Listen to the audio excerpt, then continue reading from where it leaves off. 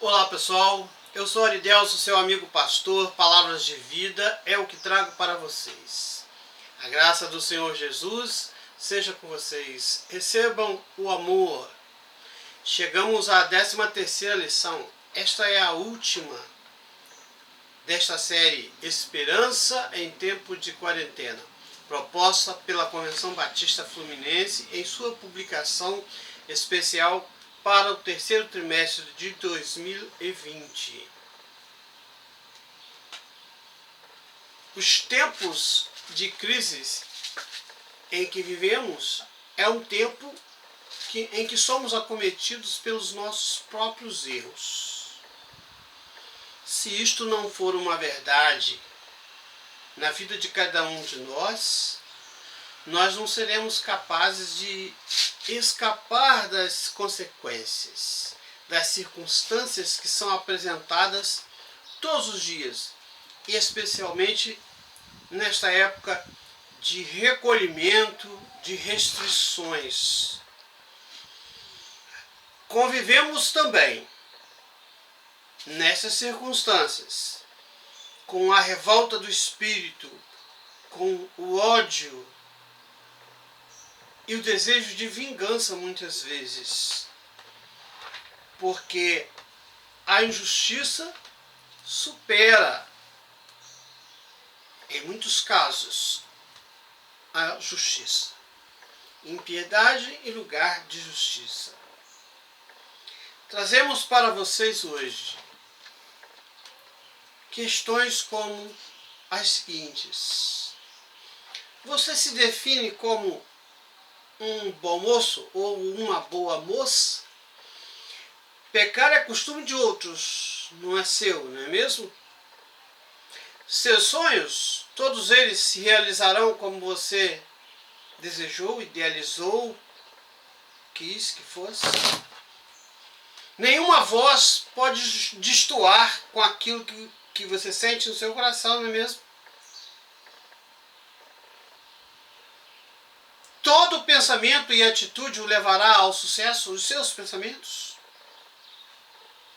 e os pensamentos dos outros. Há palavras a evitar, há palavras a confrontar, há palavras a valorizar. Como agir frente às desilusões no presente? O que reserva o futuro para você? Temos como objetivo deste encontro, número 1, focar além dos problemas, investindo no presente e confiando verdadeiramente no Senhor e não no homem falho. Número 2, conferir todas as coisas mediante conferir todas as coisas mediante suficiente conhecimento da palavra de Deus. Suficiente conhecimento da palavra de Deus. Tomar consciência e viver as ricas promessas de Deus para a sua vida, reveladas em sua palavra, a palavra de Deus. O tema dessa lição é certeza do amanhã. Tem como texto bíblico base o livro do profeta Jeremias, no capítulo 29, dos versos 1 a 11. Diz assim as Escrituras: assim diz o Senhor dos Exércitos, o Deus de Israel, a todos os exilados que deportei de Jerusalém para a Babilônia: construam casas e habitem nelas, plantem jardins e comam de seus frutos, casem-se e tenham filhos e filhas, escolham mulheres para casar-se com seus filhos e deem as suas filhas em casamento, para que também tenham filhos e filhas, multipliquem-se e não diminuam. Busquem a prosperidade da cidade para a qual eu os deportei e orem ao Senhor em favor dela. Porque a prosperidade de vocês depende da prosperidade dela. Porque assim diz o Senhor dos Exércitos, o Deus de Israel: não deixem que os profetas e adivinhos que há no meio de vocês os enganem. Não deem atenção aos sonhos que vocês os encorajam a terem. Eles estão profetizando mentiras em meu nome. Eu não os enviei, declara o Senhor. Assim diz o Senhor: quando se completarem os 70 anos da Babilônia, eu cumprirei a minha promessa em favor de vocês, de trazê-los de volta para este lugar, porque sou eu que conheço os planos que tenho para vocês, diz o Senhor. Planos de fazê-los prosperar e não de lhes causar dano. Planos de dar-lhes esperança e um futuro. Jeremias 29, de 4 a 11. Sentamos e choramos. Esta é uma frase muito triste, uma das mais tristes nas escrituras bíblicas. Está no Salmo 137. Ali naquele texto, o salmista lamenta o exílio, lamenta a derrota diante do inimigo. Porque longe de sua pátria, debaixo da servidão, os seus exatores manda-lhes que cantem as canções de Sião. E o salmista pergunta: como podemos cantar as canções de Sião? Nosso coração está triste?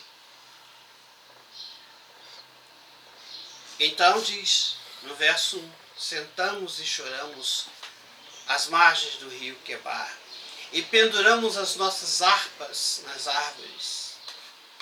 Não há alegria em nossos corações. E além deste lamento, existe também uma raiva nas palavras, desejando até a morte do opressor. Esta é a realidade naquele tempo do povo de Israel.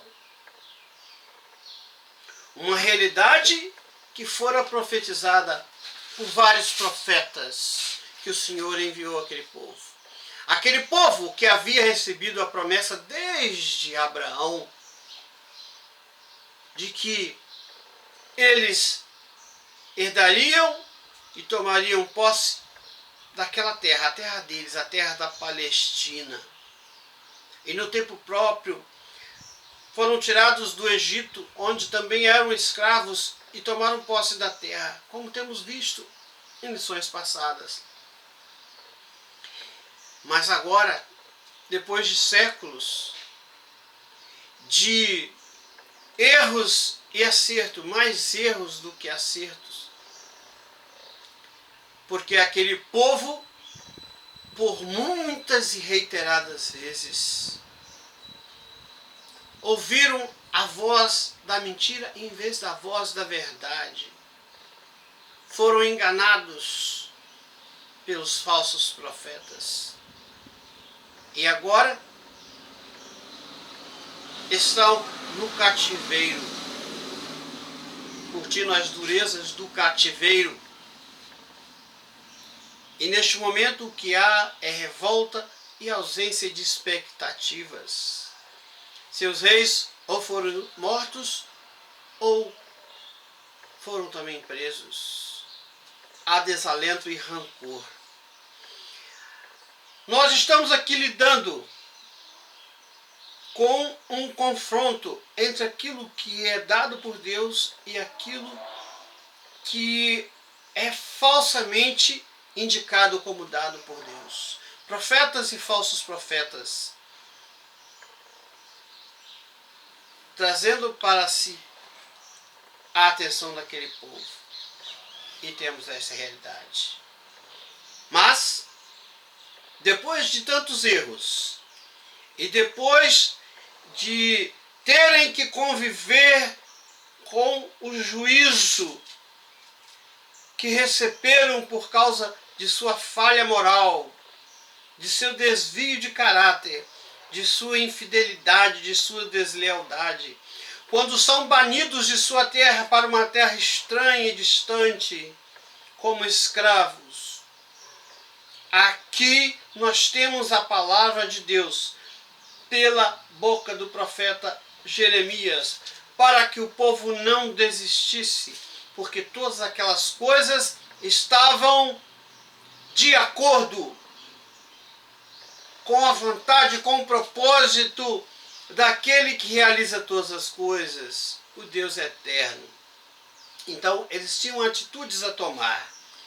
Eles foram desafiados pelos profetas a ter certezas das coisas que estavam reservadas para ele. Nós também, neste tempo de quarentena, de pandemia, de tristeza, de dores, de perdas, nós também temos atitudes a tomar. Nós também somos desafiados a ter certeza sobre o futuro que o Senhor tem determinado em sua vontade, em seu propósito para as nossas vidas. Então nós vamos analisar essas atitudes. A primeira é a certeza que motiva investimentos no presente. O Salmo 125 diz assim: os que confiam no Senhor são como o monte Sião, que não se pode abalar, mas permanece para sempre. A imagem do monte estabelecido, criação de Deus, circundando a cidade amada de Jerusalém. Aqui o povo é convidado a reagir. O profeta Jeremias, nesse texto, conclama o povo a reagir. As harpas devem ser tiradas das árvores. E o canto do povo de Deus deve ecoar, ainda que seja na terra estranha, na terra de sua peregrinação. O povo deve construir bases na terra do seu exílio. O povo de Deus deve aceitar a disciplina que vem de Deus, porque nós temos a disciplina de Deus neste tempo em que convivemos com tantas crises. O povo é convocado a adquirir conhecimentos e experiências. Veja que pensamos que as crises, elas são um mal na nossa vida. Mas a crise, ela existe. E é a oportunidade para novas experiências, novos conhecimentos, novas atitudes. É o Eterno disciplinando, é o Eterno ensinando. O profeta manda o povo parar de chorar. Não chorem. Não deixem de fazer o que tem que fazer. Então ele manda construir, ele manda plantar, ele manda casar, ele manda multiplicar, ele manda buscar a prosperidade da cidade. Busquem a prosperidade da cidade, para a qual os deportei. Ele manda orar ao Senhor em favor daquela cidade. No caso, a cidade de Babilônia. Porque Babilônia tendo prosperidade, o povo de Deus peregrino também terá prosperidade. Como muitas vezes é negligenciado esse princípio. Vemos filhos de Deus espumando nos cantos da boca, cheio de ira, cheio de revolta, quando a palavra que ora examinamos nos diz que não devemos parar para fomentar a ira que não é justa, porque a própria palavra diz que a ira do homem não produz justiça. Dependemos da ira, da correção, do juízo de Deus para corrigir os nossos atos. A nossa ira não é capaz de produzir fruto. A nossa ira não é capaz de fazer os homens menos pecadores. A nossa raiva, a nossa cólera, o nosso desejo de vingança não produz nada. E ainda que tentemos vingar a nós mesmos, não conseguimos nada, porque toda vingança pertence a Deus, como diz a sua Escritura. O tempo próprio há para todas as coisas.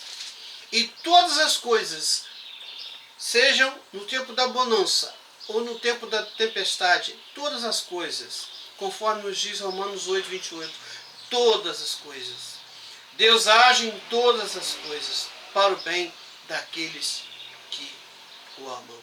Então,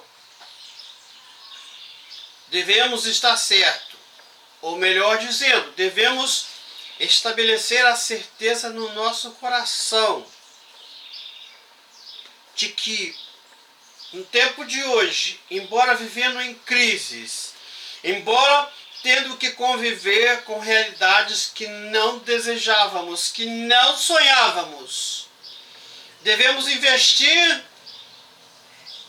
no nosso espírito para vencer o medo e para tirar o melhor da situação, seja ela a mais terrível que for. Seja ela na perda, seja ela na opressão, seja ela na dor. Qualquer que seja a situação. O Senhor Jesus resumiu muito bem este mandamento no Sermão do Monte, Mateus 5,44. O Senhor diz assim: amem os seus inimigos e orem por aqueles que os perseguem. Este é o mandamento que era para aquele povo na época de Jeremias. E é agora, foi no tempo de Jesus e é agora para nós.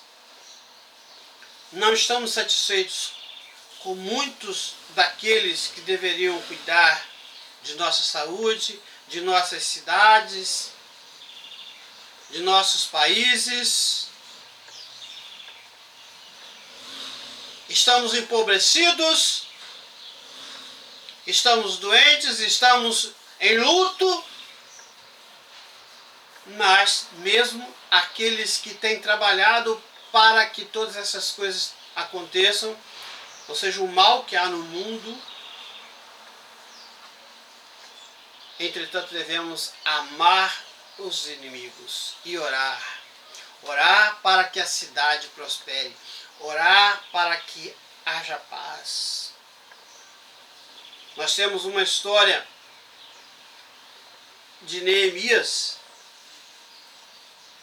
Após esta calamidade de 70 anos, quando o povo consegue voltar, retornar para a sua terra, como o Senhor prometera pela boca do profeta, nem mesmo assim o povo ficou longe de confusões e de perseguições. E chegaram a ameaçar Neemias. Então Neemias, o líder que o Senhor escolheu para aquela época, fez uma pergunta para os inimigos. Um homem como eu deveria fugir? É uma pergunta que também nós devemos fazer hoje, neste tempo. Queremos fugir dos problemas. Queremos não estar em crise. Mas um homem como eu deveria fugir? Uma pessoa como você deveria fugir? Neemias 6:11. Devemos hoje, com todas as mazelas que vivemos, investir na vida, investir na família, vencer o medo que é estabelecido no mundo e tirar o melhor da situação. Nós devemos investir. Nós devemos estar certo que a força para isso não vem de nós, porque estamos em fraqueza. A força vem de Deus. Em segundo lugar, devemos viver aquela certeza da fé que temos em Deus, que previne quanto aos falsos proclamadores, aos proclamadores de mensagens falidas, que começou desde o início, quando o primeiro casal recebe a visita não grata, né? Não convidada no paraíso, o inimigo de nossas almas, a antiga serpente, chega para a mãe Eva e pergunta: olha, Deus disse que vocês não podiam comer das árvores do jardim, foi isto mesmo que Deus disse? Sempre haverão mensagens, proclamações, falsas verdades, falsas mensagens tentando nos afastar de Deus. Somos tentados todos os dias a isso. Há todo tipo de impostura no mundo. Os líderes espirituais têm imposturas, os líderes políticos têm imposturas, empresários têm imposturas, pais de famílias têm imposturas, amigos têm imposturas. Todos os dias somos bombardeados pela mentira. Todos os dias somos envenenados na alma com a mentira do diabo. E muitos de nós temos as nossas fés deformadas. Fé deformada. Nos colocamos contra a vontade de Deus, quando deveríamos nos colocar ao lado de Deus.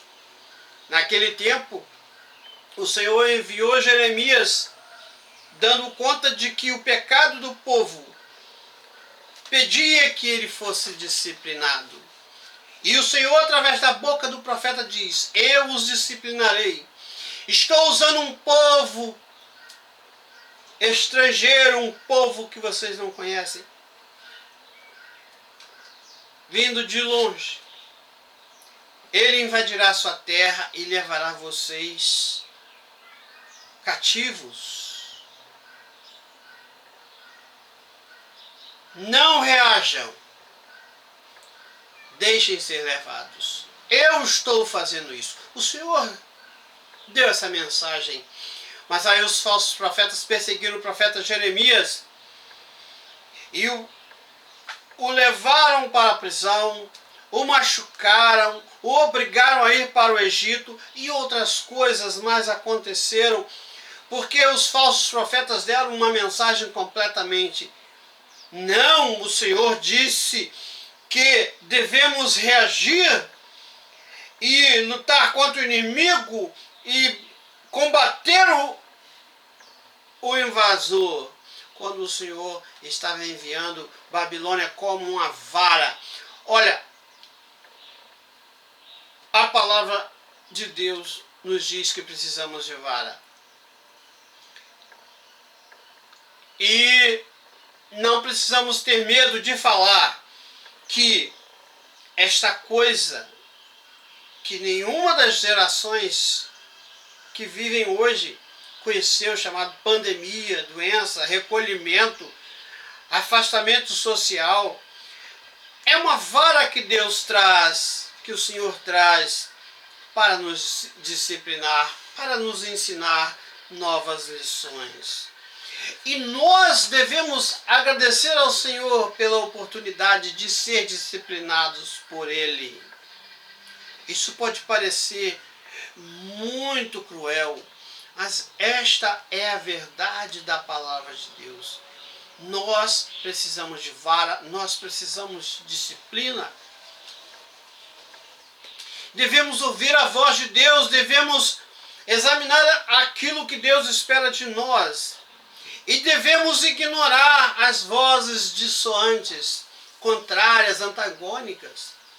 O profeta Jeremias grita nas ruas de Jerusalém e da Palestina: não ouçam os falsos profetas, eles não foram enviados.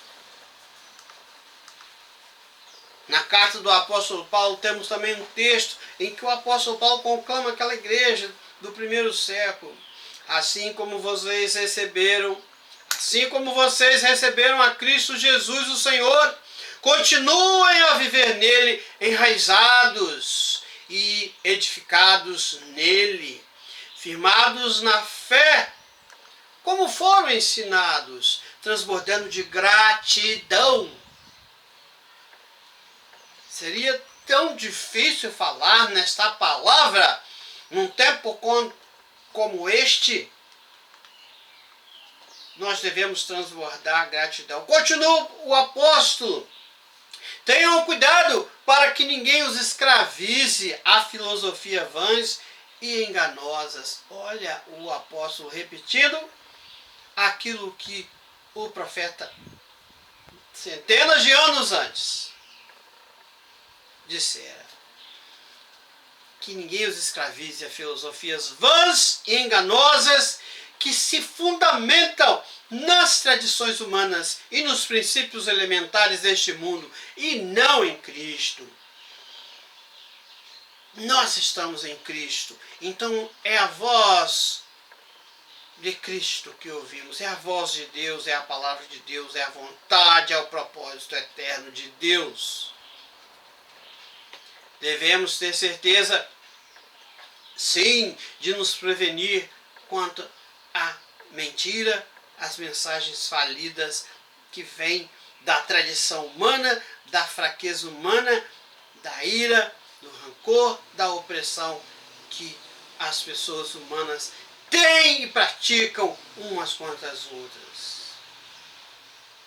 O Senhor Jesus, ainda no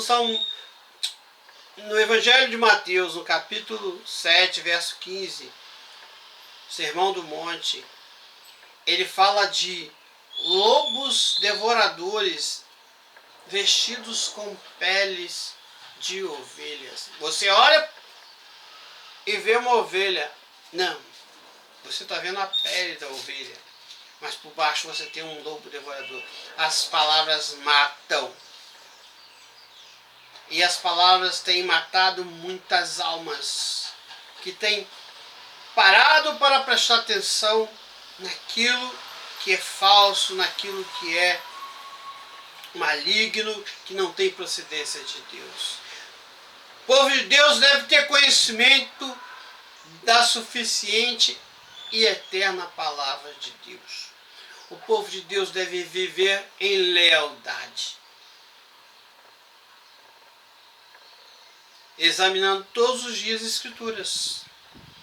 Nós temos no capítulo 17 o episódio do apóstolo Paulo chegando à cidade de Bereia para ensinar o Evangelho àquele povo que conhecia as Escrituras. E depois que o apóstolo Paulo apresenta o Evangelho para eles,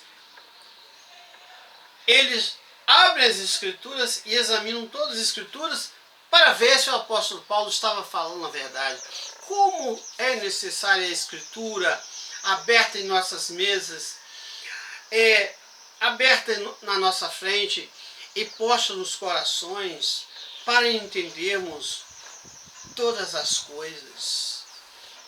O texto de Atos 17:11 diz que aquele povo examinava todos os dias as Escrituras para ver se tudo era assim mesmo, como o apóstolo estava dizendo.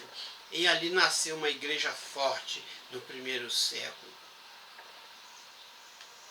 Em terceiro lugar, nós devemos ter certeza, aquela certeza que dá consciência ou nos conscientiza a nos firmarmos no Deus da promessa.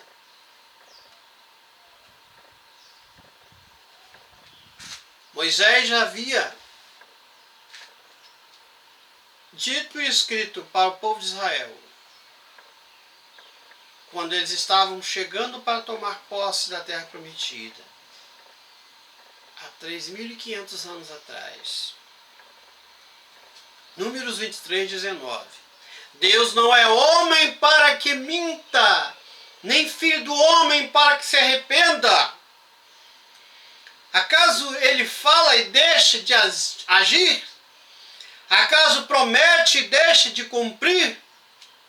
Deus não é homem para que minta. Os homens são dados à mentira porque foram influenciados pela antiga serpente.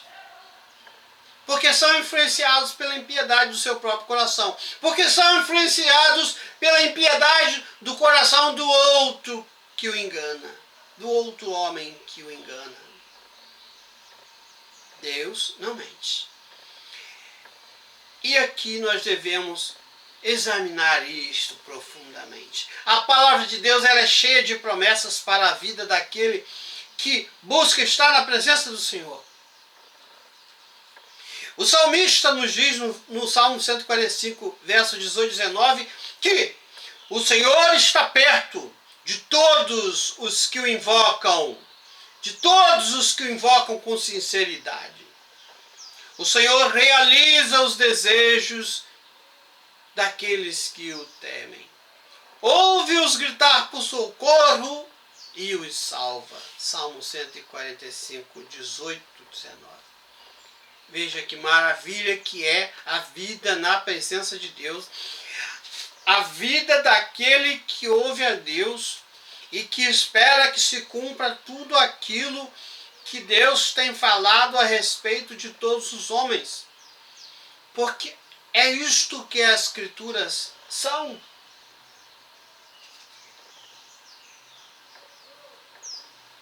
A divina palavra, a eterna palavra, a firme palavra do Deus que promete vida e evita que Ele traz. Promete que vai agir em favor dos seus e Ele age em favor dos seus. Devemos nos conscientizar destas promessas de Deus. Devemos estar firmes na promessa, como nos diz o hino sacro, firmes nas promessas de Jesus, meu mestre. Porque no mundo que entende o amor com matiz romanceado, com matiz de romance, de novela, o amor, o verdadeiro amor, aquele que lança fora o medo que está no nosso coração, não é o amor romântico dos filmes de Hollywood, das novelas brasileiras e mexicanas. O amor verdadeiro é o amor de Deus que, por nos amar, nos ensina, nos disciplina. Por que que o Senhor nos disciplina? Nos disciplina porque somos filhos. O Senhor nos disciplina porque somos herdeiros. A única coisa que o Senhor tem nos dado é esperança. E a única coisa que precisamos neste mundo é ter esperança. E é isto que as promessas de Deus nos dão, esperança. Então, a nossa vida é de reconstrução. Reconstruir aquilo que foi derrubado. Reconstruir a vida, reconstruir a família, reconstruir o trabalho, reconstruir a cidade, reconstruir a nação, reconstruir a humanidade. Quando o povo termina os 70 anos de disciplina na terra estranha, ele retorna. E o escriba Esdras em seu livro, no capítulo 1, verso 1, ele nos diz que o mesmo Senhor que providenciou para que Nabucodonosor e seu exército babilônico levasse Israel para o cativeiro, é o mesmo Senhor que levanta o coração do rei Ciro da Pérsia. E ele complementa, a fim de que se cumprisse a palavra do Senhor falada por Jeremias 70 anos antes disso tudo. A palavra do Senhor se cumpre no tempo próprio. Então nós temos diante de nós duas opções. Se vamos viver na esperança de Deus, na esperança do cumprimento das promessas que Ele nos fez, nós vamos receber redenção. Nós reaveremos, nós reconstruiremos os muros derribados, os templos destruídos, a cidade desolada. O nome disso é redenção e permeia toda a Escritura, de Gênesis a Apocalipse. O Senhor nos traz redenção. Mas se o nosso coração se rebela contra a disciplina de Deus e não crê, e não está certo, não tem a certeza de que suas promessas se cumprirão, apenas resta o juízo,